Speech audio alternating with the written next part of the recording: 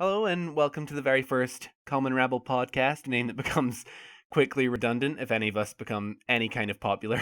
The name doesn't lend itself to games either, but I promise you this is a gaming podcast. My name is Rye Rowan, though Rye is just fine, and I'm joined by my two lovely co-hosts, Nash. Hi, I'm Nash, and sorry if I sound funny today. I did have tonsillitis a week ago, so my voice is kind of weird. Yeah. Nash knew. And Max. Hello, and there's absolutely nothing special about me. Okay, great. We're gonna keep you company for the next 90 minutes or so. As a little disclaimer for this episode, we don't actually know each other very well. In fact, really not at all. So bear with us if we're ever interacting awkwardly. It's just because we don't know where our boundaries are with everyone, and all that human social stuff. What are you talking about? Like 2 hours on Skype is the best way to get to know each other. Yeah. Well, as a matter of fact, I've never spoken to either of you, so... Yeah. Now, usually how things would go, we'd start with some host topics and news and then transition into the games we play this week, but this is a pretty special episode as the very first meeting of the CRP hosts, so we're going to start off with some questions and topics that I've concocted here, and we're going to share our answers or opinions, and hopefully you'll get to know us a little better, and maybe more importantly, we'll get to know each other better. We've all looked at the questions beforehand, so no one's caught off guard. Though, there is something that I haven't told my co-hosts. Every second question will be a would you rather question, Oh, all of God. which I have stolen from various clickbaity websites from around the web, so that might lead to some interesting discussion. Plus, one or two of the regular questions are a little serious or personal, so this will keep the mood light, just sort of a palate cleanser every time. Alright, Okay. We're going for an emotional roller coaster ride, guys. Yeah. To start with a pretty easy one, favorite games. Now, I've kept these topics intentionally vague so you can interpret them how you want. You can mention just a single game that is your favorite of all time. You can roll off a top 5. You can talk about just the general kind of games you like the most. It's up to you. Max, I suppose we'll go to you first since you were the last on the introductions. What's your response to this first prompt? What's your favorite game or games? Right. Well, I really like to play some GTA 5, mostly online, just messing around, yeah. I love World of Tanks as well. There's a lot of advanced gameplay going. But you can have really shitty games as well, which I hate. Yeah. Fallout Vegas, New Vegas, I mean, is a great game. A bit old now, but hey, it's fun. And Fallout 4, well, definitely when it comes out, it'll be a favorite game. That's a good variety there of games. Yeah. You seem to like multiplayer games, but you like Fallout as well. And what was the older game you mentioned? Yeah, that was New Vegas. Oh, okay, fair enough. So Nash, what's yours? So currently, like, game I'm playing most, and probably the game I put the most hours into my entire life is Guild Wars 2. And so Yeah. that's an MMO, and we can go on about that later. So I definitely love it, and it's pretty awesome, community and everything. Yeah. I guess, like, all time probably would be Zelda Ocarina. Well, like, it's a kind of toss up between Zelda, like, Ocarina of Time or Link to the Past, because both of them were kind of my first games ever that I had. I don't know exactly which one I ever played first, but one of those two. Yeah. And yeah. Other than that, I play a little bit of everything. It just, how long I'll play the game depends on how I like it. Yeah, I'm pretty much the same. I would say probably my favorite game. Well, my favorite game is definitely Dark Souls. And sort of following on from that, I like tons of games. I've recently played through again Spec Ops: The Line, and that's a really story-driven game. I've finished and I'm about to release a review for that soon. It seems a lot of fun, yeah. Yeah. I really like Mass Effect 2. Mhm. Everyone, I think most people like Mass Effect 2. I don't know. That's pretty much it. Fallout, obviously, I love Fallout 3 and New Vegas. I prefer New Vegas, but Fallout 3's all right too. So, I mean, a little variety, Following on from that, what's your most anticipated games? I guess we'll go in rotation. I'll ask Nash first this time. I don't know. know what the most anticipated. Like, oh yeah, I know it's silly, but Guild Wars again is coming out with the Heart of Yeah. the Thorns beta expansion, and I'm actually really excited because this weekend was the beta weekend, so I've been playing on all the new elite specializations, which none of these words probably mean anything for you. That's But fine. pretty much ArenaNet, the company who's making Guild Wars 2, is letting the people who pre-purchased the expansion test out some of the new stuff that's going to be in the expansion Yeah. to make sure it's working properly. So that's what this weekend was, and a lot of fun. And then October 23rd. Sorry, I just asked Jordan. Is October 23rd is when the expansion comes out, and I'm pretty excited because you get to fly. That's pretty awesome. Cool. That's pretty cool. I'm sure somebody listening knows what those words mean, but yeah, I'm not a huge MMO player. I've just never managed to get into one. I've tried a couple of times, but I don't know. I've just not found the right MMO for me. I find a lot of people say like you just need to find one that you enjoy because everyone sort of has well, like there's going to be one out there that you enjoy, but I guess I've not played enough MMOs to really see where my niche is. Yeah, there's a lot of MMOs around, so it's quite It Yeah. might take a while before you find the perfect one. So what about you, Max? Most anticipated games? Well, I'm obviously very hyped for Fallout 4. Yeah. Yeah. And I think I'll really like Just Cause 3 as well, which is also coming out in November, I think. Oh, okay. Yeah. Oh, that's sooner than I thought. Actually, I thought it was Yeah. I thought it was like 2016. I'm the Oh, same. is it? I'm not Oh, sure. yeah. I don't know. I Not mean, that hyped. I just heard that it was 2016. I haven't checked the release date, but yeah, I'm the same. I'm so excited for Fallout 4. Like so excited. That and I guess the one after that I'm most excited for is Dark Souls 3, though I'm less excited for that than I was for Bloodborne and Dark Souls 2, other games from Software, because I got really like ridiculously childlike excited for those games. Like the day before, I was like just like running around, like just like like it was Christmas Eve or something when you're like 8. But they didn't disappoint me. They're still great games, but they just didn't really live up to the first game for me, and I'm kind of just now expecting that from Dark Souls 3. I'm still excited for it, but I guess it's sort of been my excitement's been dampened over the years, I guess. Right. Yeah. But yeah, Fallout 4, man, so excited for that. Everybody's always sorry. so excited for Fallout 4, and I have Fallout 3 in New Vegas, and I think I've only played New Vegas, and I played it for like 4 hours, and I died about 40 times. Yeah. Yeah, that's what happens. It does have a bit of a learning curve, yeah. Like you go and you. Oh god, the cat just got into something. Sorry if you heard the crashing sound. It's alright. If when you leave the vault and you can go like right-ish, Yeah. to the main city you're supposed to go to, the town, right? If you go left-ish, there's this old rundown city. Maybe. Yeah. Oh, Megaton. Yeah. Yeah. That's where I found myself, and I guess I wasn't quite ready. Yeah. Bat that you brought coming out of the vault wasn't quite the great weapon. I had a problem with New Vegas. Like I was wandering around in the starting town, and I was just wondering if I could actually shoot the NPCs in the town. So for fun, I just decided to pop a catboat through one of his heads.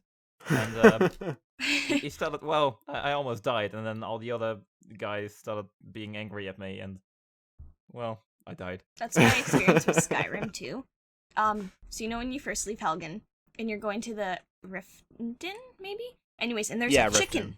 There's a chicken on the road just inside the town, and it's just looking at you. And it's just like, hey, and you're like, hey, chicken. And you're like, man, I have weapons. Maybe I should just go and like light this chicken on fire. And unfortunately, the townspeople don't really like that. Right. There's the thing I like about Skyrim is that you can kill someone and then a chicken can be the witness. Yeah. And inform the guards, I guess moving on to a would you rather question. I forgot to slip one in there actually last time. I like this one. It's probably my favorite of the bunch. Would you rather secretly have sex with a goat or have everyone think you had sex with a goat even though you didn't? I the second whoever one. stands. I'd rather people Yeah. think I it think than most actually people do would it. go for the I'm gonna second go for one. the second one. Yeah. I think most people will go for that one. All right, moving on from that. Where are you from? I guess I'll answer first this time because I haven't answered first yet. I'm from the UK, more specifically Scotland. Even more specifically than that, Aberdeen, a city in Scotland. Not a whole lot more to say about that. I like it here, I guess. um, uh, Max, where are you from? I too am from the UK. I'm from Gloucestershire, and the weather's shit, but I love it. Good.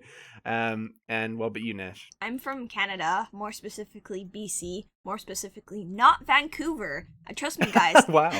Places exist in BC that aren't Vancouver. Canada is actually the country that I'd like to visit the most. I've considered I'd like to at one point maybe stay there for a while. I don't know why. Just there's some kind of draw to Canada. It seems like it's great over there. It's really empty. I went to London and Italy a couple years ago, and traveling for about a month, and then I came back home and I went to Vancouver first because that's where you fly in from, and then Yeah. it was I'm on the SkyTrain, and I'm like, there's nobody on the SkyTrain. I haven't experienced this in a month. There's nobody. That I can sounds stretch great. my arm around and spin around in circles, and I'm not gonna run into anybody. And That's fantastic. yeah, not everywhere is like that, but really low population Oh, density. I think I remember it's 1.1 person per square kilometer is technically Wow. Canada's density, but I might be just pulling that fact out of my ass. So Wow. Yeah. Something like that. That's awesome. You don't have to deal with crazy crowds. yeah, At least there's enough space. Yeah. yeah, and it's funny because I used to live in Vancouver, but I don't Yeah. anymore.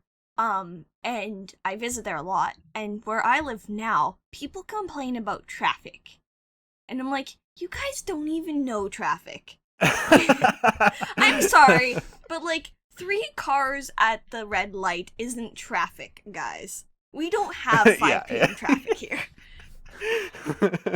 Yeah, That's not a jam. the traffic in Aberdeen's pretty horrendous, but I imagine it's half as twice as worse, I guess, in London or somewhere like that. Yeah, Yeah, that London's does sound pretty, good. yeah. I just want to move to Canada more now. Jeez.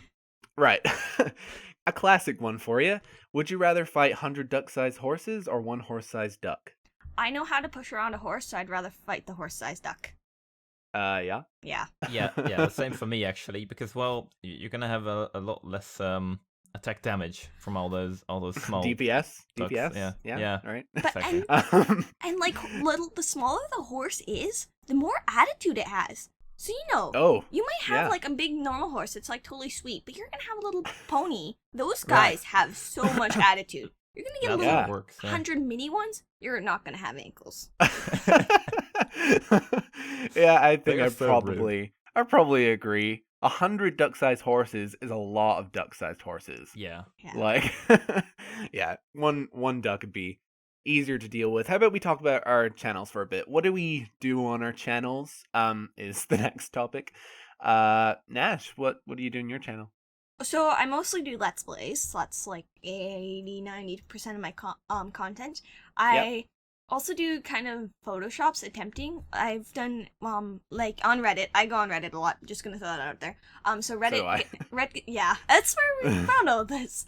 Yeah, we all go on Reddit. So I really like the subreddit Reddit Gets Drawn, and I don't post a lot of those ones to my channel, but I have posted I think a couple of them. So when I'm trying to draw and how I do that, and I think one of them I really liked how they turned out, and just random attempts at Photoshop. Some of them turn out, some of them don't. And I think I Yeah. have one short film on there. Oh, cool. Yeah. Oh, and It's I on a Cool. shelf. Yeah. yeah, just one. No, it's just my boyfriend and I spinning glow sticks around, and it looked cool. Right. Cool. It looked really cool, so we just did that, and that's it. And I also have a couple of Guild Wars 2 funny things, where I got a whole bunch of people who play Guild Wars and some people who don't and who can sing. I feel like Guild Wars players and singing people aren't necessarily mutually there's a Venn diagram and there's a very little intersection of the two circles. But, yeah. I got a bunch of us to sing it, and we made something called the 12 Days of Winter's Day. So Christmas in Guild Wars 2 is Winter's Day, and yeah, so we did that. Oh, okay, yeah, Yeah, cool. that was really I fun. can Cool. imagine that turned out great. Yeah, I remember seeing one of your. That was one of the first things I looked at on your channel when I checked it out. Was one of your Photoshop videos. It was the one where you draw like a silhouette of a guy, or you have already a silhouette of a guy, and then you put it on like a field, I guess. Yeah. And then there's like houses in the background. It was really, really cool. I really, really liked it. What do you do in your channel, Max? I play games. Yeah. Yeah. Nice and You simple. review though, right? You Yeah, don't I, you don't do um, Let's Plays. I make quick reviews on small new games and recently released games, mainly on Steam. And I want to do some Let's Play series as well, and I plan on doing maybe some tutorials as well.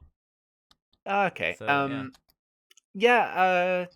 I'm the same. I do reviews. I also do like it's not gaming related, but I also do like dramatic readings because they I are like really funny. I like doing stupid voices. And I've also recently started streaming. That's not really my YouTube channel, but I kind of thought, I'm gonna be reviewing games Might as anyway. well advertise, you know. Yeah, I may as well stream too. Stream while I'm playing. What else do I do on my channel? That's it, I guess. So, a would you rather question. Oh, this one's for kids. Would you rather help clean up after dinner or help set the table before dinner? Helps at the table all the time. It's way easier. Yep, same, yeah. Yeah, I these hate have been doing pretty. dishes. These have been pretty easy so far. I agree. Where's the complicated questions? Yeah. Oh, I've got some of those. Don't worry. So, what are your channel names, and is there a story behind your channel names? Is this directed to Woo? Oh, sorry. I don't know. I guess you, Max. All right.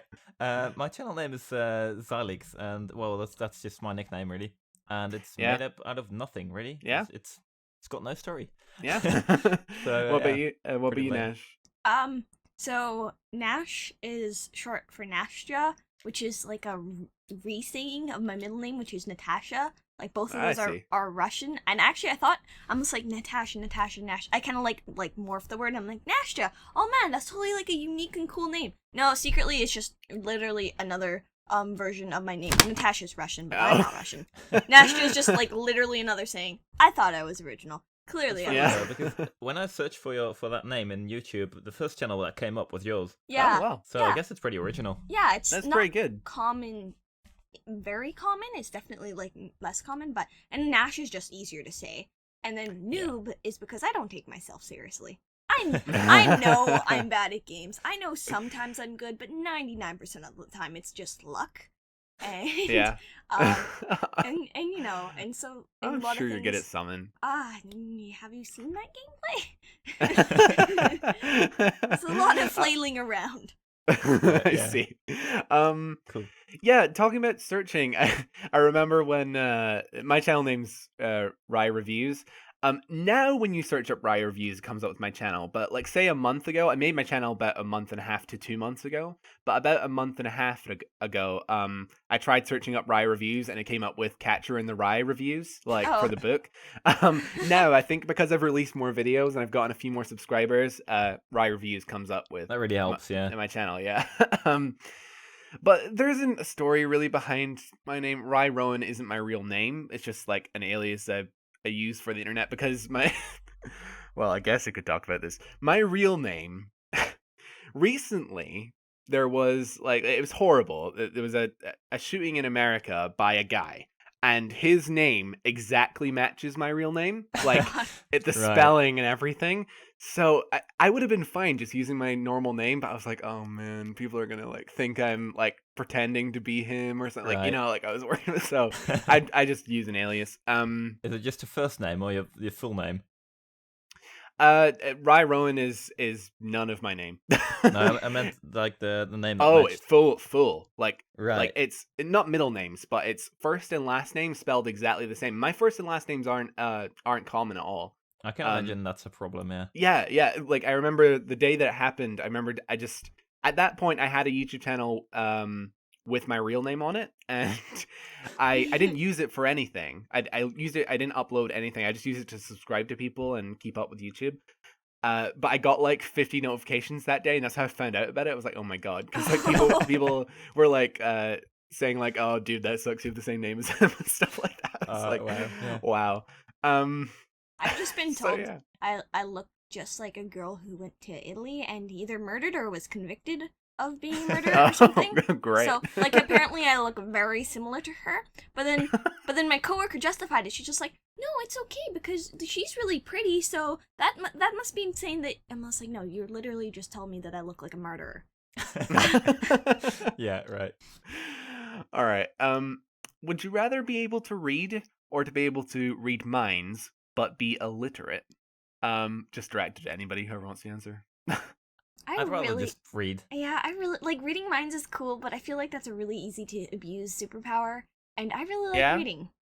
Yeah, Yeah, and I it's feel gonna like- get boring as well. I feel like if you're illiterate as well, when you can read minds, you're just gonna be like hearing all of their thoughts, and you'll be like, "What does this even mean?" Like, be reading reading the mind of a scientist, and you'll just be like, That's a this good doesn't mean point, yeah. anything to me. So I feel like it's redundant. The second option. So yeah, just being Yeah, able to right. read's fine. I promise there is more difficult ones later. better be- So another question. So I quite like this one. Which game do you think is the most objectively influential, whether you like the game or not? So I'll start to sort of give you an example of what I mean by this. I could go back and say something like Tetris, you know, or like Pong. or Pong, right? Like the first ever game. But honestly, I think the game that caused the most stir up of the industry, probably E.T. Causing the crash and like having like thousands of ET copies buried in the desert, and like literally like that game literally destroyed video That's games. actually a great story, yeah. Yeah. I love it. I'm gonna choose ET, but maybe one of you guys have a better answer than that, or you know, you could have like honorable mentions. What else do you think's an influential game? Nash, I guess. What do you think? I think it kind of depends on the genre, because I can't really think of anything that for me I would say like remade the game, but it just depends. Like, you know, Slender the Arrival, when that came out, that just like that's a good point. made, you know, indie horror come to light, and now it's such a big thing, and it wasn't that big before. Like you That's rarely a really heard good about answer. them. Yeah. That would be Yeah. the one I would say for one genre. What about you, Max? Yeah. I think you know, Goat Simulator. Oh yeah. It's a very silly simulator, and it's not really taken too seriously as a simulator anymore. But I think it caused a lot of other companies to make same kind of silly simulators, like the Rock Simulator and all the other stupid stuff. Yeah. I mean, I think you're right, but I do think maybe the quintessential simulator is Surgeon Simulator, because that came out a bit before Goat Simulator, didn't it? Yeah, maybe. But I then do think you are right. Goat Simulator was probably had a lot more quote unquote hype around it. Goat Simulator had the hype, and it was a lot more like in the silly direction. Like Surgeon Simulator wasn't. It was a bit silly, but it was still a little bit realistic, you know. Yeah. Okay. Oh, I totally had another one. Oh yeah, Minecraft. Oh yeah. Cool. Minecraft. Oh yeah. Yeah, Great. absolutely. That's a Like- really really good one. Because, like, oh yeah, games, let's kill things and everything. But then, you know, Mhm. when have we had block and building and destruction since literally Tetris? Yeah. That Yeah, was yeah. wide scale. Then Minecraft came along and people were like, oh And- man, I put so many hours in Minecraft. I built, like, Rapture and, like, everything. And it's Yeah, just so much yeah. fun. Yeah, And it made all the- Minecraft. Sorry. all the Foxhole sandbox game, it's made very Spawned. popular by Minecraft. Yeah. Yeah. And it's sort of, it's not even like, you can maybe get away with not even calling it a game. It's like a canvas, you know? Like, Mhm. there's also obviously the game aspect to it, like the survival mode, but you know, the creative mode in Minecraft, I could see like just, you know, it's like not like on the level of like Photoshop or something, but it's, you know, like Microsoft Paint of games. Like, you know, you Yeah. can just, it's sort of like a canvas rather than a game. And Yeah. It's really really cool. It's really cool what they Minecraft's a great game. It's, I mean, it's pretty, yeah. it's an a important pretty game, too. Wide genre as well. Like it can Yeah. be a PvP game, or it can be like a creative platformer or whatever. It can be a puzzle game as well. Exactly, yeah. And people have like coded like computers and stuff with Redstone. Like, it's crazy. Yeah. Yeah, it can be anything really. And I suppose that Minecraft survival, the survival side of Minecraft A survival game. combined With with zombies. sort of the Slender stuff, like with the horror, has that sort of birthed new genre where it's like the survival horror, but not like classic survival horror, like gather resources and build a fort and stuff. Like, you see tons of these games on Steam. Like, it's so both of those games, Minecraft and Slender, have sort of birthed a new genre. So I like this one too. Would you rather, I think this one's hard. Would you rather only be able to eat one thing every day, or be able to eat anything you want but have to eat a poop sandwich once a month? Ugh. Right. I'm leaning more towards the first one, not Yeah. being able to eat one thing every day. I don't think I could do that. No. I think the taste of the poop sandwich, it would. Oh. You would get used to it after a while, but it's still just no. But thank you. If they would have maybe made it more like, have you guys ever read the book How to Eat Fried Worms? How to No, Eat I've not. Fried Worms. Okay, it's like for grade 3 or something, and this just Mhm. reminded me of it. If they would have phrased it like that, like you had to eat a worm in your food once a day or something like that. Oh. Yeah. Yeah, I think that would be a no-brainer. I could do that. Yeah, or especially something if like it's that. in with other food. It's like Or- when you put like a pill for in like your pet's food or something. They won't notice it. Like, Yeah. Well, whatever. My cat does. She's a Oh well. dick. Well, your cat's particularly good. Yeah. Definitely the first one. Okay. What games or consoles, either or, did you grow up with? It doesn't matter who answers. I guess I'll go first. I'm a little younger. I think I'm probably a bit younger than you guys. I don't know how old you are, but How old I are you? grew up with. I'm 18. Okay. I imagine I'm the youngest, but I grew up with mainly a PlayStation 2. I did also grow up with a Game Boy because our family was kind of retro like that. So Pokemon was a big game for me when I was younger. But then so were things like Kingdom Hearts was huge for me. It's not so much in my life now. I know there's a lot of people who grew up with Kingdom Hearts and it's just like they're crazy about it still. But I just sort of, I guess I grew out of it. I don't mean that in like a patronizing way to the people who like it, but and I guess also one of my favorite games of all time is Time Splitters, and one of my favorite franchises. Have you played it? Yeah. Yeah, it's so good. I believe there's a volunteer team working on a free to play version of like a remake of it, and I'm excited for that to see what they do with it. So Max, Make what a did you let's grow up play with? on it. Oh yeah, oh man, I could review it. Oh, it'd be great. Yeah, what did you grow up with, Max? It never. I never really liked Pokemon. I think we did play like the card game at school, but that's really all. Yeah, that's fair enough. And then I played the casual games like Forever Growing Garden. I really liked. You had to like grow little plants in your virtual.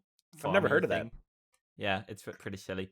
And then there was a game version of Pingu as well, which I really liked. And later on, I played Need for Speed and the earlier GTA versions. So yeah. Yeah. Pretty cool. Pretty cool, Nash, yeah. what did you grow up with? So the first ones, so like I severely suffered from the parents being like, ooh, games and Lego and all that fun stuff that's actually fun to play with. It's totally not for girls. This is for your brothers. Yeah, so I had to suffer through that a little bit, but I was still able to. So Sega and the Nintendo 64, like the Sega Genesis and the Nintendo 64 for a long time. So those were the first consoles we owned and like the only consoles we owned for 10 years easily. So I played a lot of Wave Racer and also Sonic, like the classic Sonic that everybody has on the emulator. I remember playing that so long. And then so like for first quite a while, then finally they bought me a Game Boy Advance. They bought me Harvest Moon, which is, cute game, but yeah. But they also bought me A Link to the Past too, which was like I was really happy about that, right? So I'm just like, yay, at least you're kind of listening to me sometimes. And So Sega Genesis and the Nintendo 64, so Ocarina of Time. That's why I'm not too sure which one I had first. So it was on the Game Boy Advance, so I'm assuming Ocarina of Time is the one I had first. And then my older brother had a PlayStation 2, I believe, and sometimes I would sneak downstairs to play his games. It's with varying degrees of success. It wasn't until I was 14, I think, that we got a GameCube. Yeah. Which is cool, yeah. which is like, for reference, I'm 21. And that's the same year the Wii actually came out. So is when I got it. So it was really late. So I played with my friends and stuff on other ones like Conker's Bad Fur Day and all that fun stuff years before I got a GameCube. I was a little bit behind too with my PS2 because I had my PS2 right up until like 2008 or so, and I just played on my PS2, and then I got an Xbox 360. Yeah. And then I played that's pretty new gen. Yeah. We did actually. Sorry. No, go. Oh, I was saying, and then we did actually get like a Wii the same year that we got the GameCube.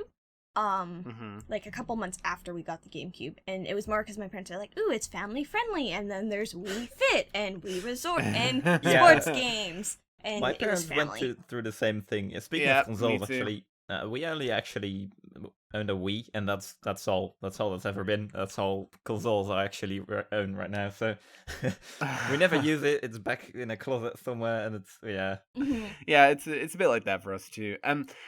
You were talking about how you suffer from the whole parents being, "No, this is for boys" thing. I think that's probably the main reason why there's less women gamers than male gamers, because like just this like perception of parents being like, "No, you play with this and he plays with that." Well be, It's a shame. It's a shame. I'm really glad that you sort of broke through that. Like, it was really frustrating because they would be like, "Oh, let's buy all these Lego sets for Lego sets." Sorry, for my little brother, and he didn't really care about them. He was more for his Hot Wheels, and I was like, "Okay." And you got dolls. And then like the Bionicle action figures. Do you guys know about those? Oh yeah. Wow. He didn't know how to assemble them. Those were very popular. You just hit me with nostalgia there. Right? Jeez. Yeah. And those were like so much fun to like assemble and smash together. I'm like, admittedly, I had Polly Pockets and Barbies as well, but like I used both of them together. So, for, like, different you had like absolutely. the Barbie fought them, like you Yeah. know, like No, actually, straight up though, in like the little games I played, the Barbies would be like evil, and they would kidnap the Polly Pockets, and then sometimes the Bionicles would like come in and attack, and it was pretty amazing. Yeah, maybe that was a representation of like your inner conflict or something. Maybe something like that. We're getting pretty deep here, guys. Yeah. And cool. yeah, All so right, it's I like I guess- feel like I got kind of a late start. Sorry, for gaming, It's all right. and slow start for gaming because of the limitations. But then in high school and stuff too, we had Xbox 360 LAN parties Yeah. where Oh, like a cool. group of my friends, we'd all go in our friend's basement and we bring TVs and Xboxes and set it all up and play all night with each other. That's awesome. Pretty amazing. Halo parties. Oh wow. Awesome. Honestly, Halo wasn't something that I ever really got into, but I can appreciate that there's tons of people that really loved like local co-op with people on not just co-op, multiplayer too, on Halo. But it's just, I guess, something it just missed me for whatever reason. But that sounds cool anyway. Well, Um, we still actually do that now too, because with my boyfriend and his brothers, one's 11 That's and awesome. one's 15 or 16, something like that. Anyways, we'll have game nights every few weeks or once a month where we'll all sit down and we'll load up the Xbox 360 and play That's Call of Duty cool. or Gotta get out Halo, and we'll have matches, and they're pretty funny. They're like the funnest one lately Yeah. was Call of Duty. Yeah. I forget which one it was, but so my boyfriend Jordan and his brother, the 16-year-old one, they gave themselves increased speed, and they could only kill us with knives and flinging knives. Yeah. And anyways, and then me and the younger brother, the 11-year-old, we could kill them with whatever we want, but we didn't have the increased speed. That was intense. So I used shotgun mostly, and it was so insanely, and they was like screaming like, "Ah, my god!" And it probably bugged the neighbors, but yeah, it was really fun. No, that's We still cool. do that. It sounds like a good setup. I've not played like local games with people in so long. I should really get on that. It's so much fun. Yeah. Okay, I guess moving on to would you rather. Would you rather be able to speak fluently every in there's a typo here. Would you rather be able to speak fluently in every language in the world or be the best in the world at something of your choosing? Either of you can answer. That is an interesting question, actually. I'd want to do the language one, I think. I feel like I'm gravitating towards that because that would be so useful. But then I'm like, there's something that I'm not thinking of that I could choose to be the best in the world at. Aerospace like- And engineer. then I wouldn't even need the I could be the best at I don't know. The best I could be the astronaut. best at or the best at memorizing stuff, and then I'd be able to have all the languages anyway. Oh, yeah. Yeah, I think I found a loophole there. What if I was the best at languages? Well, It's that would be a insane, little yeah. redundant. Yeah. Won't lie. Well, actually, it'd probably be worse because, say the person in the world who knows the most languages knows 30 languages or something. You know 31. But I guess, You know what? but what you're saying too is if you're the best at memorizing, you still have That's to true. memorize every single language. That's where the other true, one, you you're right. instantaneously know all the languages. Yeah, but Yeah. what if you just go for you're the best at learning and you just learn everything in a matter of minutes, you know? You still have to flip through every single book. Unless you like reading and everything, and I kind of do the same. Yeah, But to Yeah. scan it, you know how long it takes to scan things? You have a 50-page document trying to put that through I- a scanner. I can imagine. I've never actually had to scan anything, but it will come up some point in my life. Scan it with your mind. Yeah. All right. So, I guess I'll move on to favorite films and TV shows. Max, what's your That's favorite films and TV shows? Pretty interesting. I love the series of Castle. Castle. Yeah, it's he's a writer, but he lives with a detective, and he kind of follows her all around the place. Oh, And cool. I love the series. I've not heard of that. That might just be because I'm like an uncultured swine, but you know. Yeah. Well, yeah, maybe you are, you know. I love Brooklyn Nine-Nine as well. It's there's a lot of silly jokes in there. Mhm. Sherlock, the movie series, and Oh, yeah. House, I do like as well. Cool. I've seen of those. I've only seen Sherlock. I Mhm. like Sherlock, although I haven't managed to get through season 3 yet. I watched the first episode, but I don't know. I just wasn't as into it as I was before. It's great. You should try it. Yeah, I'll Yeah. need to get back into it. It was a few. And it House, was like 2 you years really ago. should know about too. It's I do yeah. know about House. I guess I've just never watched it. There's tons of seasons of that, isn't there? Yeah, Yeah. So they should- I'm there's- just intimidated by it. I think there's 7. Oh, I have not them as- locally. Let me Not as see. many as I thought. I thought there was 20 or something. So Yeah, Nash. there's 8 Oh. seasons with Yeah. each 22 episodes. Yeah, so yeah, I it's didn't quite a know lot that. still. It is a lot, but it's not much. I'm more not than- through them all still. So Yeah. Oh, okay.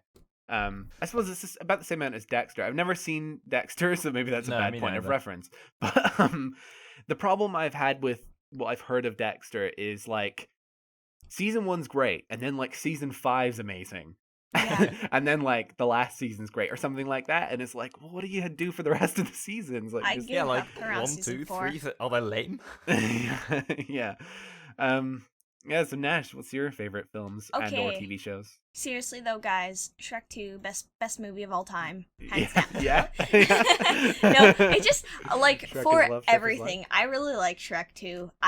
It was Yeah, nostalgia, awesome soundtrack, I awesome agree. plot. Just Yeah, just I saying. do agree. I love those kind of animation much games as- as well. Yeah, Shrek has become a little bit of a meme because of Yeah. the Shrek is love, Shrek is life thing, but just so it- ridiculous. Oh my the, god. the first 2 movies are really good. Yeah, the third one. Really good. Yeah, but Yeah, Yeah. that's where it starts to taper off. we just don't Yeah. talk about those. We just It's keep pretty the much claws like- underneath the stairs. You probably know the movie Cars as well. Yeah. Cars 2 was okay, and then there's Cars 3 even coming, and it's just Oh, wow, really? milking it. It's, I haven't don't- seen Cars 2 because I've it's not getting seen too the first commercial. Cars even. I want to get on that. But talking about bad sequels, I'm worried about Finding Dory as well. Yeah. Because Finding Nemo is I think it's probably my favorite. Yeah, Pixar it's a film. great game. It's a great movie. It's incredible. I watched it again recently, and I was thinking usually when I watch a Pixar, not specifically Pixar, but when I watch a movie I liked when I was a little younger, I realized that my child's mind has sort of elevated it to a level that it actually isn't at. Like, you know, Yeah. I saw it and I thought it was like the best thing ever, but it actually there's some like Yeah. bad lines of dialogue and But stuff you in there. would But still watch it, you know? Like, yeah, but when I yeah. watched Finding Nemo, like I was like totally into it. Like Yeah. I loved it, and the music just like gave me like chills. Like, oh, it's so good. That's how they sell merch, you know? Yeah, yeah. Um, Oh, well, but for The favorite, Incredibles, like, you know? oh yeah, yeah. that was a good one. But The for Incredibles is just Incredibles 2 should be a really good movie as well. So that's coming pretty soon. Yeah, crossing yeah. our fingers. So TV Yeah. shows. TV Nash, I think shows. you were gonna say. Stargate SG-1 is amazing. Cool. I don't know. I'm really into science fiction. Just in Sure. general with like writing and then with movies and then with TV shows. So I really like that. And actually, Stargate Atlantis is pretty awesome. And not too long ago, I went to a convention and I got to meet Joel State. And I fangirled hard. I thought I was immune to fangirling. I've never been the girl to go and put posters of picture on their walls or Oh, be like, you know, man. draw hearts around people. I was starstruck. See, I'm not that kind either. Like Yeah. you know, fangirling, like putting like pictures of like my idols on my wall. But if I met the people that I like I didn't expect revere, it. I would go crazy. Yeah. Yeah. I was I think- really. Yeah. I got apparently we got a photo with her. Like my friend and I went, and my friend's just like looking on there, just puts her around, just normal smile, and me, I look like I'm leaning really close to her, and I've got like this really goofy smile on, and like you can just tell by my face, like I'm leaning really close to her, like They were the best time of your life. like, and yeah. Yeah. That was pretty funny. But just lots of different things. And I'm watching Supernatural through right now, and Sherlock yeah. 2. I'm also working through. Cool, yeah. yeah. I watched the first season of Supernatural a little while ago. Yeah, I liked that. Mhm. What was I gonna say? Yeah, my favorite film is The Silence of the Lambs because I'm an edgy motherfucker. I love that movie so much. I mean that's just like hands down my favorite film. I do like American Beauty. I like that film too. I don't know. I'm sort of less into films than I am into TV shows and games. Like I feel like TV shows in films it's more predictable because you have like the first like 30 minutes of like exposition and finding out about the world if there's a world to establish or something. It's stuff like that. And then like you can maybe guess around about whereabouts in the film maybe someone's going to get killed off. But with a TV show, you can have like 5 episodes of just like relatively slow but still interesting like exposition, and then like they just do something crazy and you can't ever see it coming. In terms of TV shows, my favorite TV show has to be Game of Thrones. Oh. I love Game of Thrones so much. But I did recently watch, and I love a lot of TV shows, but I recently watched Mr. Robot. I don't know if you guys had heard about it, but it's Never, no. no, it's very, very recent. I think the last episode aired like I think last Tuesday that just Right. passed. But it was a surprise hit because it had aired on I'm not familiar with US channels, but I think it's like USA or something like that. That network, and that's apparently like a really bad it tends to not have very good TV on it.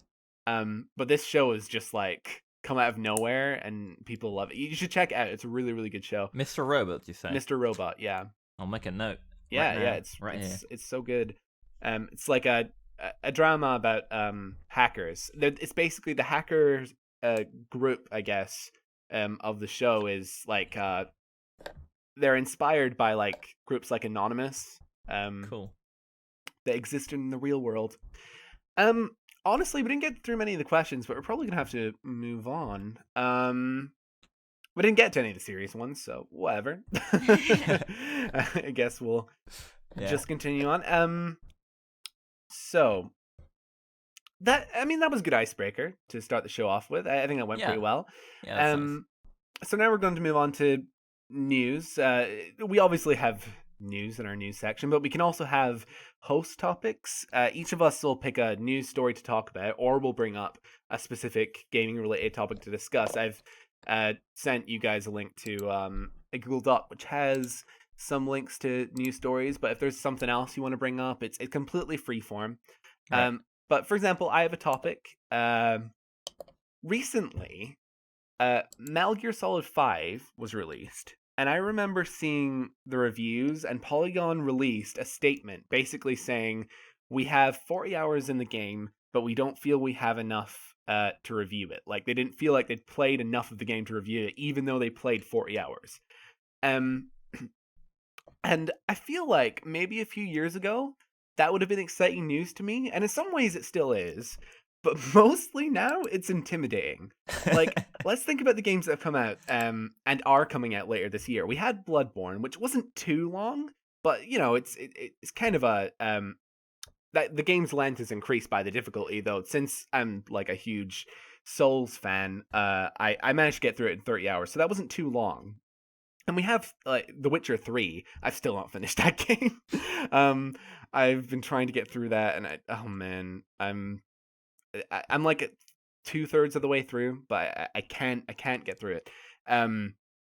We also had Arkham Knight, which took me like 40 hours as well, and we have Metal Gear Solid 5, which is apparently 40 hours is like not enough to review it, and then we have Fallout 4 as well.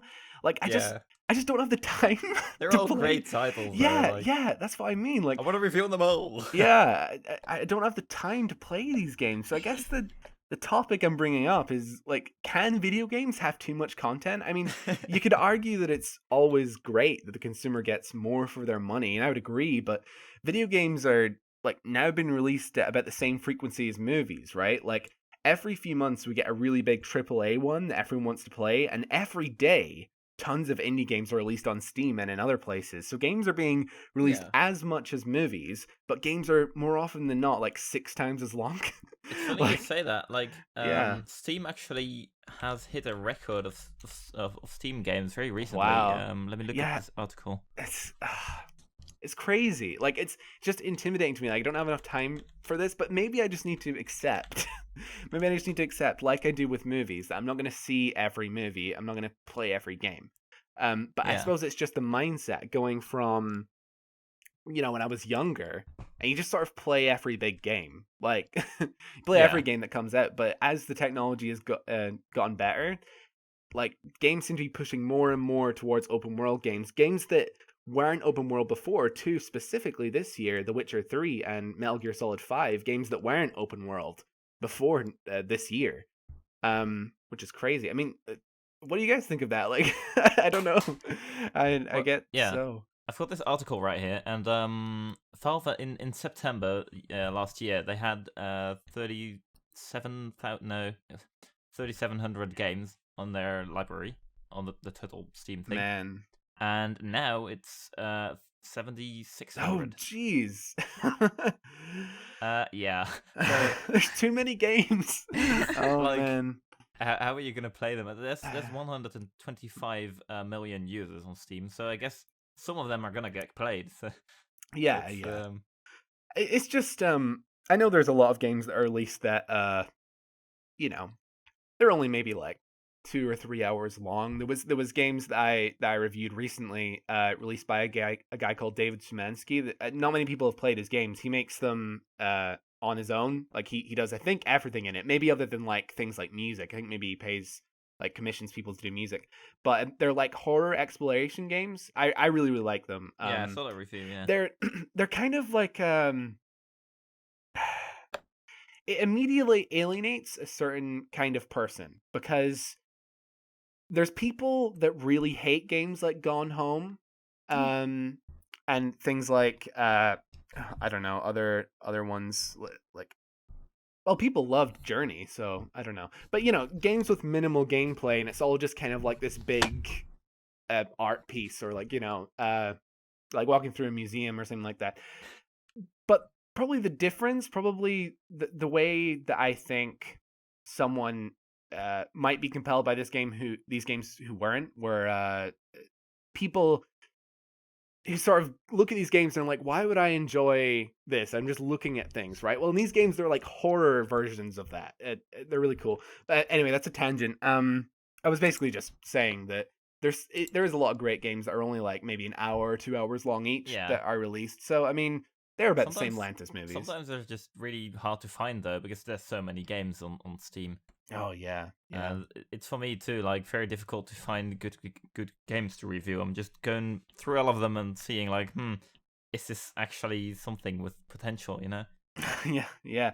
It's really difficult to tell because I feel like, I mean, this is just anecdotal evidence. I'm not like speaking as someone who's researched this, but if you look at like the new releases on Steam, Yeah. I feel like the first few reviews are usually like biased because they're like the first people to review them. It's like, Yeah.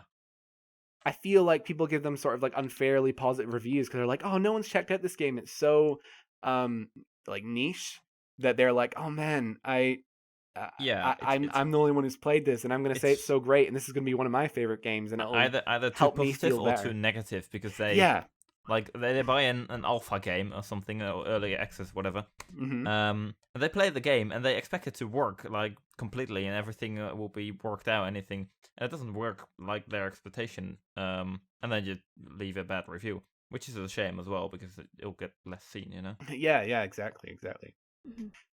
It happens a lot. And it seems like a lot of people too, like they put on a game that's unfinished because they're hoping like, oh hey, yeah, you know, maybe I can get something out of this. This is my that's a whole other can of worms. That's like all the stuff with early access and all that. Yeah. And there have been really good examples of games in our early access, like Darkest Dungeon. I haven't played it, but I've heard really good things about that game. I'm kind of waiting for it to be released because I want to just experience the whole thing when it comes out rather than hit like a wall if I was to play it now. But people love that game. That's in early access, and it's actually being updated. But there are a lot of games that get released in early access that just... DayZ, is that even out of early access yet? I don't so. Yeah. That's been in early access for like 4 years or something. I don't know. Same goes for like games like Rust, for example. Yeah. It's been early access for so long. It's still an alpha even. Yeah, and it went from zombie game to, and you barely even saw zombies in the beginning, to just PvP. Right? Yeah. Total total 180, but like a pretty decent kind of deviation from what we were originally expecting of the game. So you buy it, you're like, oh man, yeah, cool, zombie game. That's a really good point. You know, and that's then, sorry. No, it's fine. I was just gonna say that's a good point. Something I hadn't really thought of is that games in early access, when you buy them at first, they can turn into a completely different game. They can still change. By the time later, that's kind of it's crazy. Like you're buying it thinking like, I'm down for this solo single player experience horror game or whatever, and then it turns into like a multiplayer shooter or something like it can happen. Yeah. And it's really hard too when you have new games. I can't remember what the game was called, but there was like another zombie game I saw on there that looked really good. That looked like it could be awesome, like randomly generated. There was a lot of different zombie types, but the person so inconsistently released updates and would go months without anything, and then like a little thing, and then a whole bunch at once, and then nothing again for a while, and people would become frustrated. Yeah, exactly. That's a shame, yeah. But like, I get the frustration. Like, if developers just stop updating their game completely, that's just Mm-hmm. I suppose. I mean, again, this is sort of a tangent, but it sort of speaks to the wider issue of like games being released broken. That was specifically bad last year. It's not been as bad this year. Arkham Knight. Oh well, yeah. Actually, never mind. There have been some pretty atrocious ones this year, but a lot of people seem to be of the mind, and I disagree. But you guys might disagree with me. A lot of people seem to be of the mind that if we just stop pre-ordering games, that suddenly it's going to get better.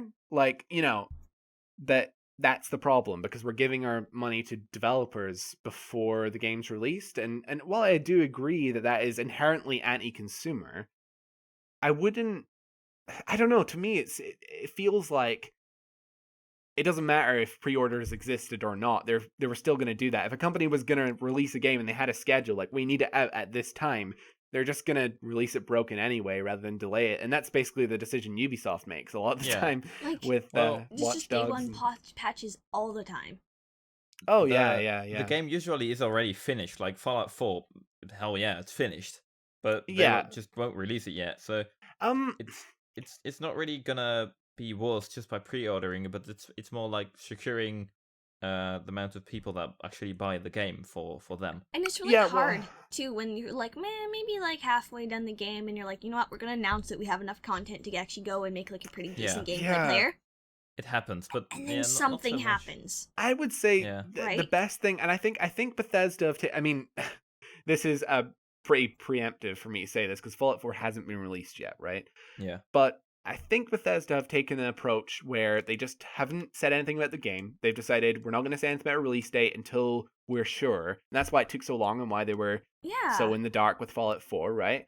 And Yeah. then when they release they release the They release date. totally owned when they E3. Like, yeah, when they wow. announced the release date, not only did they own E3, but they announced that it was coming like in a few months, like after E3. Like, Mhm. and I was a personally great really announcement. like that. And there is sort of this voice in the back of my head. I'm like, maybe they'll delay it, and I'm like really scared. But yeah. That said, for all I know, Fallout 4 is going to be released as a broken mess. Yeah. Yeah, and- maybe. Yeah. Well- like Watch Dogs. Watch Dogs was you could pre-order it, and actually did. It was a big mistake. I pre-ordered Watch Dogs, and it was a big disappointment. Yeah. And then I was sad. I mean, I have a But- confession to make that I have actually pre-ordered Fallout 4. Don't get me wrong, I did too. Yeah. Oh. And I didn't pre-order Fallout 4, but I pre-ordered the Guild Wars 2 expansion. Yeah. And- Well, we're all yeah. guilty. Like, yeah, we're all guilty of it, and We're- it's kind of yeah. hard too. But there's a difference. It Though. was Like, just like pre-ordering a game from like Ubisoft is a big, or EA for example, is a big difference from exactly. Like Bethesda in this case. Exactly. It's a situational thing. Like I think too many people, in my opinion, are like so focused on let's nobody pre-order anything.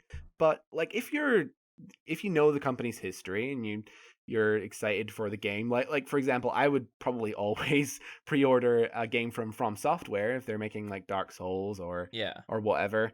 I've enjoyed all of their games. I've never been disappointed by any of their games. I would absolutely pre-order. Same with Bethesda, but never again would I pre-order from Ubisoft or EA. yeah, Yeah. exactly. It's just such a Absolutely. disappointment every time. Yeah. So Vote if you got vote with your wallets, right? And it's just like yeah. Yeah. I do like obviously I do think there is some truth to it, and again, it is kind of inherently anti-consumer, but it was just it's convenient for me, like because I have a little less money now because I'm just starting uni and I haven't like gotten my student loan through yet, right? Yeah. And I probably would have spent the money that I've already spent in advance. Like I wouldn't have had enough money for Fallout 4 right now. Every I mean, time. to be fair, yeah. I would have gotten my student loan and then I probably would have had enough by the time it came out, but it secured it for me. Yeah. Like I was like, I'm not very financially stable as an 18-year-old student, and I have the money now, so I'm just gonna put it down, and that'll force me to sort of be more conservative this month with the other things that I buy. Whereas if I didn't pre-ordered the sorry for that. No. Go. I pre-ordered the Steam controller as well because it's just it looks very promising. You know, it's I'm pretty sure it's gonna be good. Well, it's Valve, it's Steam, it's probably good. Yeah. So I mean, we're all heathens then, right? Reserved, yeah. So have you got a topic to talk about, Max? I do, yes. Unity is coming to Linux, and that's actually pretty big because Unity is big. The games like Rust run on Unity, so that means a lot more games can come to Unity. I mean Linux. No, it really does. Like I last year, pretty much all of last year, I was running Linux because my something went up with my laptop and basically my operating system no longer worked. I had Windows 8 and it just wasn't working, and I just installed Linux and I had it for about a year.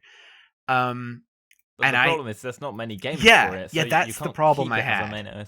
And SteamOS actually runs on Linux as well, so it's pretty big because SteamOS can actually start getting used for a lot more games again. Yeah.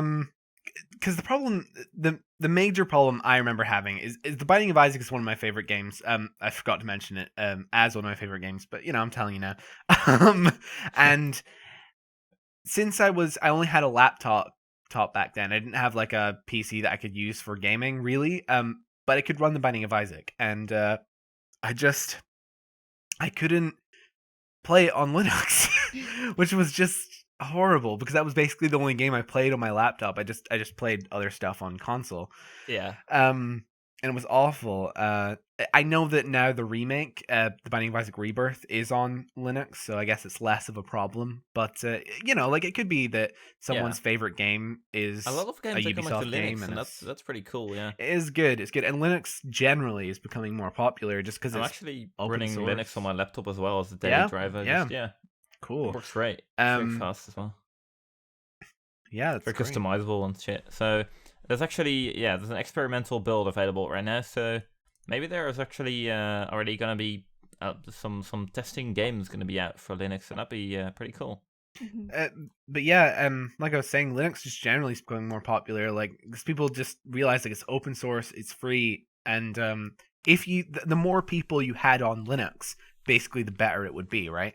As it just snowballs like that. Because people are just going to be constantly updating things.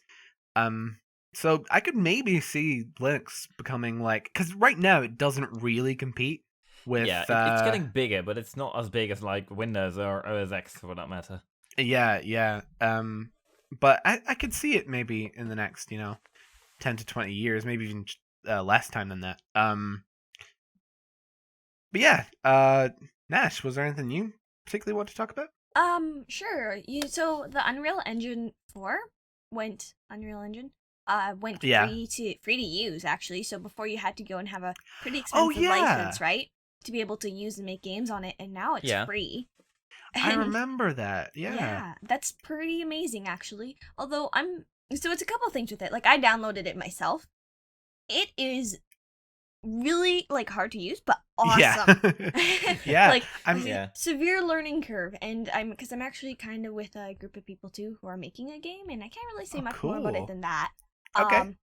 Cool. But just like we were kind of in development hell for a while, because first we're like, okay, maybe we'll try and make a really cute little game. Like there's been a big plan for the game for a long time, right? And then RPG Maker VX8 was the original plan, but then we're like, the engine can't do what we have planned, so we're gonna write our own. Like the guys were wanting to make their own code from scratch, and that took them. They were doing really well, but like so much work to go into that. And suddenly, when I forget when, but like we were like, oh, okay, we don't know how plausible this is necessarily be an entire game from the code up, and then bam, Unreal Engine is free, and we moved all that over, and that's huge. It means that as well, a lot of people, who are maybe tighter for money, or like or students like me, who are wanting to make a game, and it's totally possible to make a game by yourself. I was talking about that guy earlier, David Shemansky, and I think his games are great.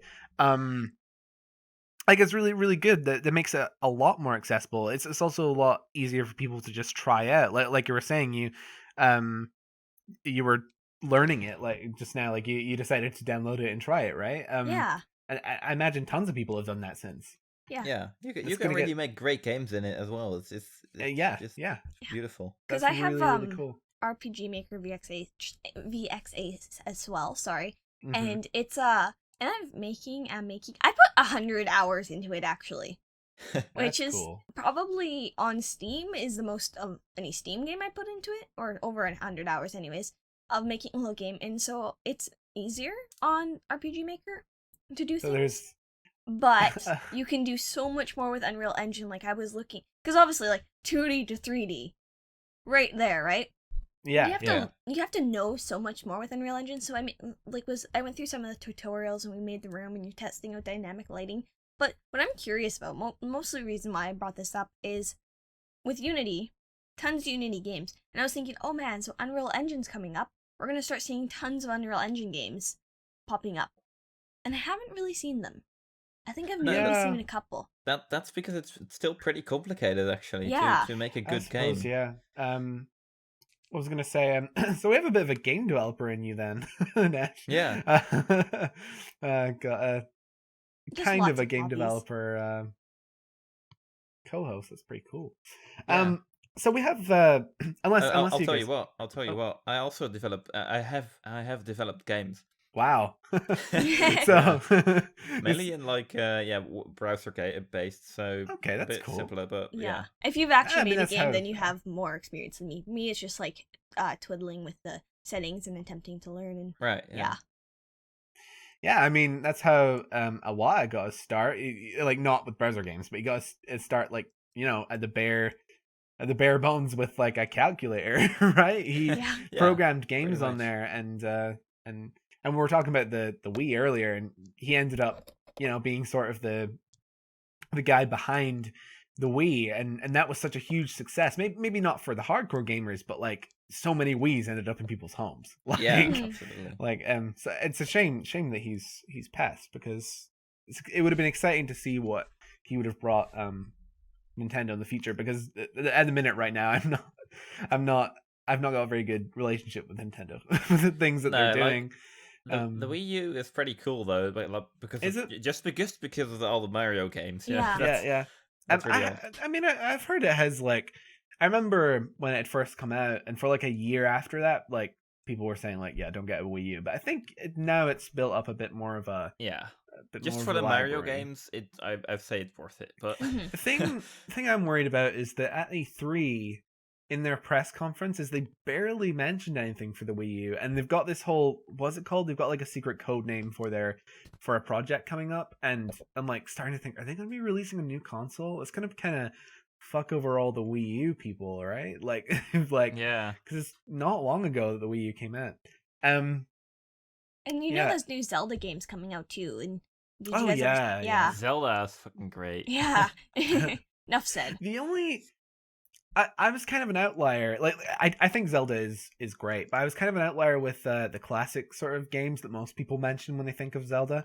The game I had growing up, the Zelda game I had, was Oracle of Seasons, and that was like part of a 2-part game, basically, for in the Zelda franchise. Like, there was Oracle of Seasons and Oracle of Ages, and they were kind of like brothers, I guess, and you would play through them, and then that would give you the real ending, because basically you would play through Oracle of Seasons. Once you beat the game, it would give you a code which you put into Oracle of Ages, and then it changes the game based on that, and then gives you like a true ending to it, which is kind of cool, but also like it It's takes... pretty cheeky. Like, it Yeah, makes you pay. yeah. Pay for the other game. It takes sort of like that Pokemon Red Blue philosophy. Like, Yeah. if you want all the Pokemon, you need both the games. But I grew up with the one half of that. I grew up with Oracle of Seasons, and I love that game, and I play it every now and again for nostalgia. Yeah. And just that one. Yeah, well, I mean, I recently played on the 3DS Ocarina of Time for the first time, and I want to play through Majora's Mask, because people love that game too. And I've played through Link to the Past as well. So I mean, I've played a substantial number of Zelda games, but there's still tons that I haven't played. And then there's like so my Link to the Past one, I don't know if all everybody's did, but it had 4 swords on it as well. And I really wanted to play 4 swords, but I had no friends that had it as well. And so I would go and replay that intro sequence. I think there's like 5 minutes of gameplay you can do before you need to play with somebody else.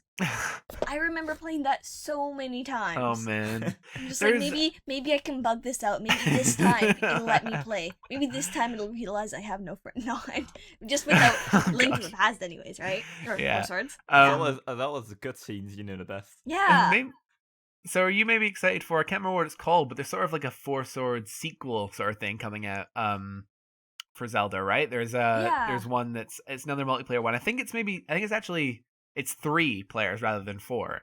But it's like 4 Swords. It's sort of like that sequel. That's cool. It's called something about the Triforce, isn't it? Like it's... Yeah, I can't remember. Yeah. Right. Yeah. Trying to remember. No, well, it's gone. while we think of that, let's we have... move on, because we're kind of running out of time soon. Yeah, are we? I've Yeah. kind of We're lost at the 80 track minute mark almost, I think. for the Skype call. We did have a bit of sort of Let me you see. know, Yeah, 1 hour misstep time. 16 is We did have a bit my. of misstep Same time here. from when we had that break, and also a bit before we started. But yeah, Yeah, that's um, true. well, we have enough time to talk about maybe one other news story from here. Yeah. Which one do I think is pretty? The one I hadn't heard about when I was sort of compiling a list was the BBC released a trailer for a GTA TV drama starring Daniel Radcliffe as the co-founder of Rockstar. I actually didn't know that. I No. didn't know that. I'm gonna have a look at the article. Yeah, because I'll bring it up It's really interesting. Because I saw you like talk about that, or saw the list. I'm like, what? Yeah. I was just on like PC Gamer just looking for like random articles. But they're calling it a docudrama on here, which is really oh my interesting. god, just the picture of the trailer. I know, it's so weird. I quote, "A docudrama may not sound like the most thrilling thing ever." I mean, that's cool, I guess. I don't know if it's something I would actually watch, but it seems like, have we ever seen a well, we have actually. I was gonna say, have we ever seen like a TV show based off of video games? We've seen lots of movies, but we've seen like the Super Mario one, right? Yeah, of course. But like, what other ones are there? Not many, I don't Yeah, think. like I TV know. shows. Like again, I think. It's like This the is- creating it, like the social network where they did that for Facebook, I guess. Is that Yeah, kind of the same thing they're trying to I do? think that's the idea. Yeah. Yeah. But it's an interesting way to sort of. It's not like they're taking the video game and putting it in another medium because it's the story of the making of it. It's going to be like a drama with like that's like the Social Network, right? Yeah. But it's cool that they're doing this. It's interesting take because I know there's apparently there was a movie that was supposed to be in the works, like a Last of Us movie that I'd heard about. Oh yeah. But I haven't heard about that since, so maybe they've scrapped that. I don't know, but I was kind of interested in that. But at the same time, sort of this leads into other discussions about video game movies, right? At the same time, does The Last of Us, like of all games, does that need a movie? Like it's I wouldn't- already. I wouldn't do it with the same characters, Yeah, they could do it. but yeah. in the same that's a universe. good idea. You know, like yeah. just the tearing and just like any kind of zombie-ish movie, right? But different styles with- of the cordyceps, right? Yeah. I do actually really like. If it the, doesn't make me cry, I will be disappointed. What was I gonna say? Yeah. The problem with that particular game being made into a movie, unless they went for another approach, like you were saying, like they went to a different part of the world or with different characters, then fair enough. But I think the idea with the movie was to just do the Retell? same story again, and it's like, well, the game You does did that pretty well but too. really well. Yeah, it doesn't need like the sort of game that I would like made into a movie was like, I can't really think of an example right now, but one that's sort of heavily mechanics based, right? And it'd be really cool to see like an interpretation of the characters in sort of a cohesive story. When maybe all you get is lore. Like I was gonna say like Dark Souls, that wouldn't really work, but you could think of an example. Because like I understand. Tetris movie, anyone? Oh, sorry. No, I was just thinking a joke. What were you gonna say? Okay, because I understand. Because if you want to know the story of Last of Us, but you don't want to go through, like I watched actually, like I think we played it for half the story, but then we got to a certain point where it was just too frustrating. Like my boyfriend and I, was why I'm saying we. And then we watched a let's play of the rest of it, and it was still pretty moving. We still really liked it. That's cool. So, but if people didn't want to watch a whole let's play and stuff, another game is I think the StarCraft 2 or something. I was really curious. So we watched like an hour and a half of all the cutscenes clipped together like a movie. Yeah. And so I was thinking, like, would someone just do that with The Last of Us? That kind of comes to mind. Yeah. Like that's just what it feels like it That'd is. be pretty interesting, actually. There probably is one, I imagine, if you looked up.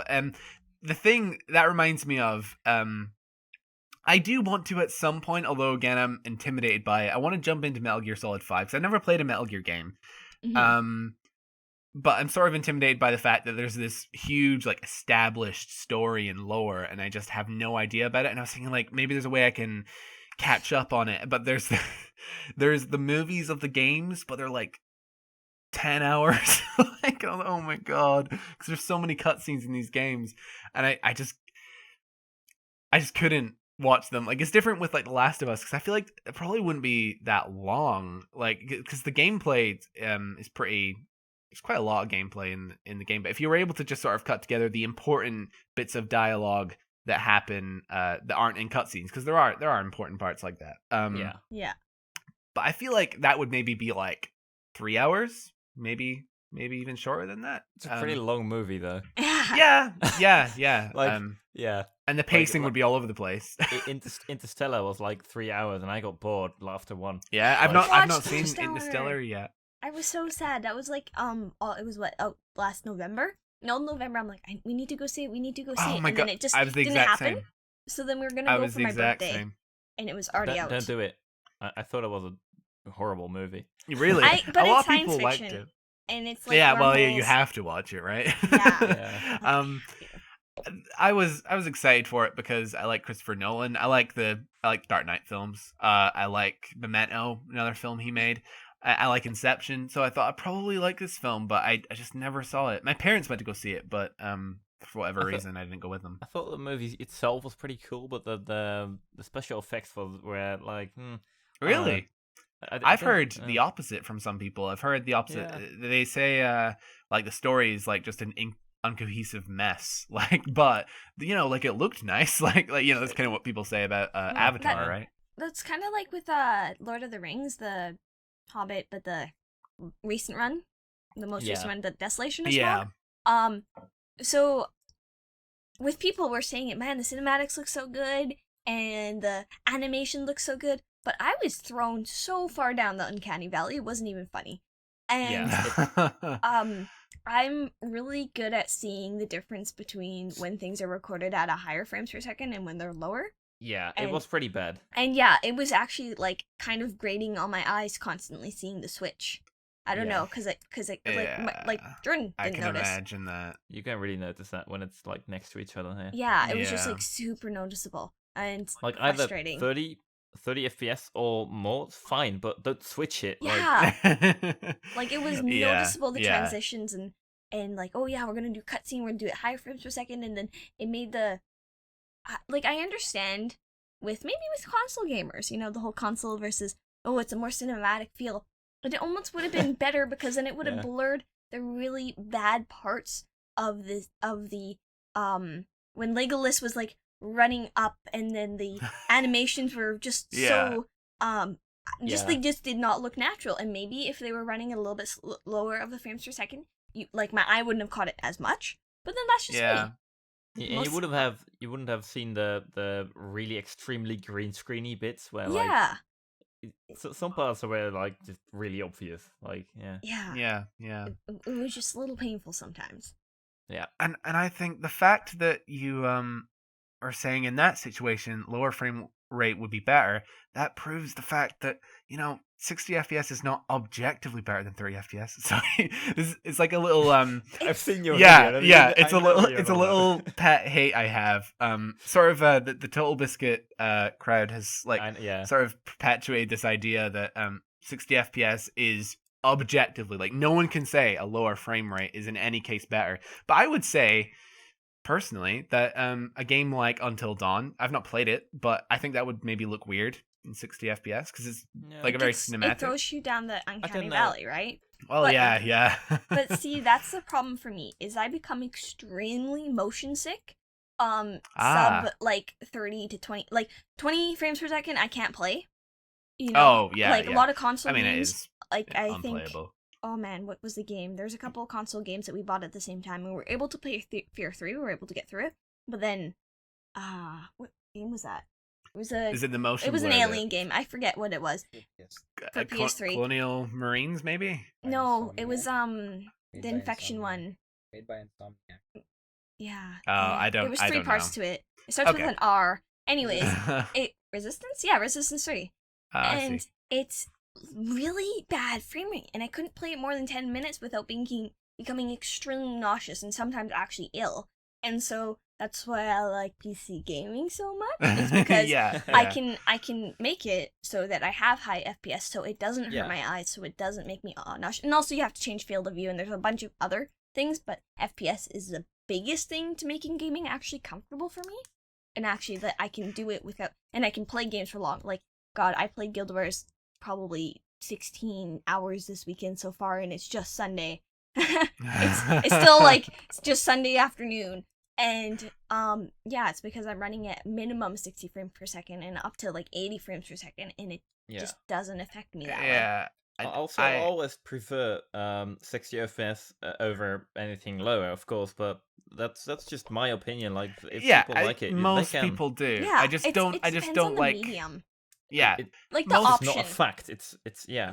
Yeah. Most people do. It's just I think it's pretty arrogant to like just say like it's always 100% of the time like artistically better at 60 Yeah. FPS.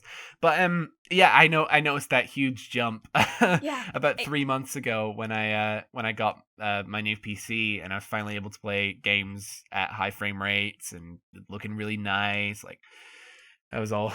Yeah. It was a huge leap. It's just really funny because you know, if we're watching YouTube videos, I can tell right away. Oh, they're recording in 60 FPS. Mhm. If I'm playing Guild Wars, I can be like, okay, usually within 5 to 10 FPS, I can tell, like, this is what FPS I'm actually running at without actually checking, because I can see it pretty well. And Yeah. so, but then there's a kind of fine line because, like, oh, looking really good for me, so I can play it lots. But it's, you know, if it's too low, I can't watch it at all. I can't watch another person play it. I can't watch it at all. And first-person shooters are really bad for this too, for having kind of lower framing, and because Absolutely. it's first Oh person, yeah.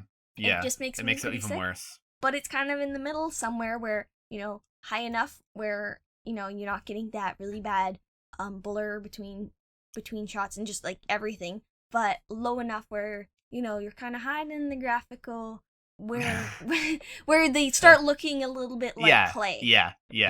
Or look at Need for Speed Most Wanted, where the frame rate was actually locked to 30 FPS even on PC. Mm-hmm. You could actually play the game, and you could unlock the frame rate with like cheat engine or whatever. Yeah, but you should But give the the game option. would run like twice as fast if you wanted to run at 60 FPS. Yeah. So they actually somehow lock that to each other. Like Oh it yeah, looked crazy, yeah. but I actually remember seeing. Yeah. it just made no sense. But that's the kind of thing that happens, you know. It's another Ubisoft game. Or was it? No, it was EA, wasn't it? Yeah. It was EA. It was EA with the silly. Yeah. Yeah. So that was a good conversation, but I think we've maybe gone over a little bit. So we're gonna need to come to the end of the episode, I guess. I think that was pretty damn successful episode 1. I think it was pretty good. I think so too. Yeah, it was fun. Should we end with the plugs for our channel? My channel is Rye Reviews. That's RYE Reviews. I have a Mass Effect 2 review coming Wednesday, and I'll always have plenty dramatic readings coming throughout the month. I've also just begun streaming, and I tend to stream games that I'm going to review.